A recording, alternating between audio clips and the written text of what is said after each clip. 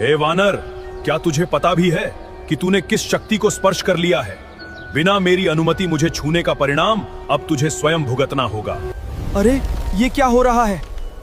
मेरा शरीर शिला के समान कठोर क्यों क्यों होता जा रहा है? आखिर इतनी असीम शक्ति रखने वाले महाबली हनुमान जी का शरीर पत्थर में क्यों बदलने लगा? यह कथा उस समय की है जब प्रभु श्री राम के आदेश से समुद्र पर सेतु निर्माण का कार्य चल रहा था। वानर सेना को मजबूत सेतु बनाने के लिए विशाल पर्वतों और बड़ी बड़ी शिलाओं की आवश्यकता थी। हनुमान जी ने यह कार्य अपने ऊपर लिया और पर्वत लाने के लिए आकाश मार्ग से निकल पड़े। उड़ते हुए उनकी नजर एक अद्भुत पर्वत पर पड़ी। वह पर्वत तेज से भरा हुआ, शांत और दिव्य था। जिज्ञासा के कारण जैसे ही हनुमान जी ने उस पर्वत को स्पर्श किया, एक अनोखी घटना हुई। उनका शरीर दो भागों में विभाजित हो गया। एक भाग सामान्य रहा और दूसरा भाग पत्थर में बदल गया। तभी उस पर्वत की चेतना प्रकट हुई और उसने कठोर आवाज में कहा, हे वानर, बिना अनुमति मुझे छूने का साहस कैसे किया? हनुमान जी तुरंत विनम्र होकर हाथ जोड़कर बोले, मेरे लिए अपनी शक्ति दिखाना कठिन नहीं है, लेकिन मैं हमेशा धर्म के मार्ग पर चलता हूँ। मैं प्रभु श्री राम के पवित्र कार्य में सहायता करने के लिए आया हूँ। जैसे ही पर्वत ने प्रभु श्री राम का नाम सुना, उसका क्रोध शांत हो गया और उसने स्वयं को हनुमान जी को समर्पित कर दिया। हनुमान जी पर्वत को लेकर वापस लौट ही। हे वानर, क्या तुझे पता भी है कि तूने किस शक्ति को स्पर्श कर लिया है?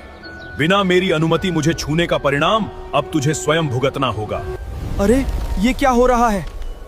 मेरा शरीर शिला के समान कठोर क्यों क्यों होता जा रहा है? आखिर इतनी असीम शक्ति रखने वाले महाबली हनुमान जी का शरीर पत्थर में क्यों बदलने लगा? यह कथा उस समय की है जब प्रभु श्री राम के आदेश से समुद्र पर सेतु निर्माण का कार्य चल रहा था। वानर सेना को मजबूत सेतु बनाने के लिए विशाल पर्वतों और बड़ी बड़ी शिलाओं की आवश्यकता थी। हनुमान जी ने यह कार्य अपने ऊपर लिया और पर्वत लाने के लिए आकाश मार्ग से निकल पड़े।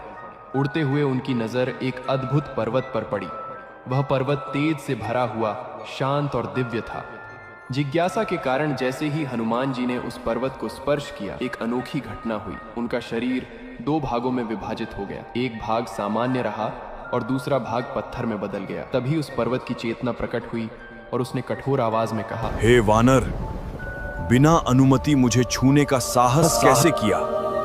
हनुमान जी तुरंत विनम्र होकर हाथ जोड़कर बोले, मेरे लिए अपनी शक्ति दिखाना कठिन नहीं है, लेकिन मैं हमेशा धर्म के मार्ग पर चलता हूँ। मैं प्रभु श्री राम के पवित्र कार्य में सहायता करने के लिए आया हूँ। जैसे ही पर्वत ने प्रभु श्री राम का नाम सुना, उसका क्रोध शांत हो गया और उसने स्वयं को हनुमान जी को समर्पित कर दिया। हनुमान जी पर्वत को लेकर वापस लौट